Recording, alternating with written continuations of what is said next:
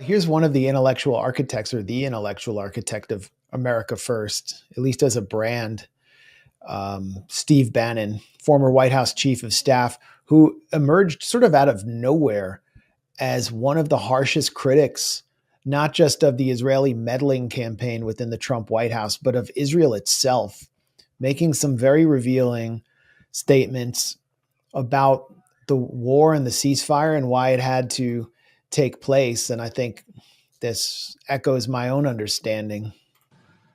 Yesterday, they took this ceasefire was as much to save Israel. That's the hidden story here. They bit off way more than they could chew. They were played out as far. Yesterday was a brutal day for the citizens of Israel. Took horrible incomings, particularly in Tel Aviv, and I guess Beersheba also. They needed this because they were running out of defensive ammunition. And President Trump stepped in there with the help of Qatar. Look, we've come a long way since 7 years ago when Qatar,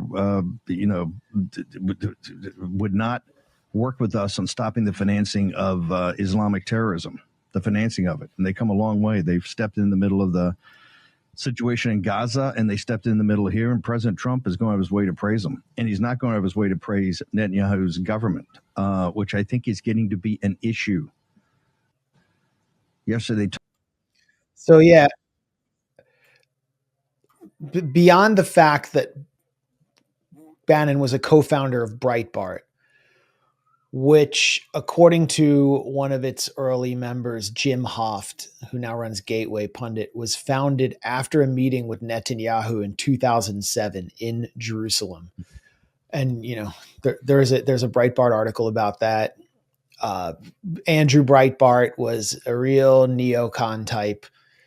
It's just beyond Steve Bannon doing a complete 180 and recognizing that Israel is actually a separate country that has its own interests, that actually undermines the national security interests of the United States. He is recognizing that Israel suffered some heavy blows here and that it was running out of interceptor missiles, and that it cannot take the same kind of punishment that a country like Iran can. And its population just isn't accustomed to that.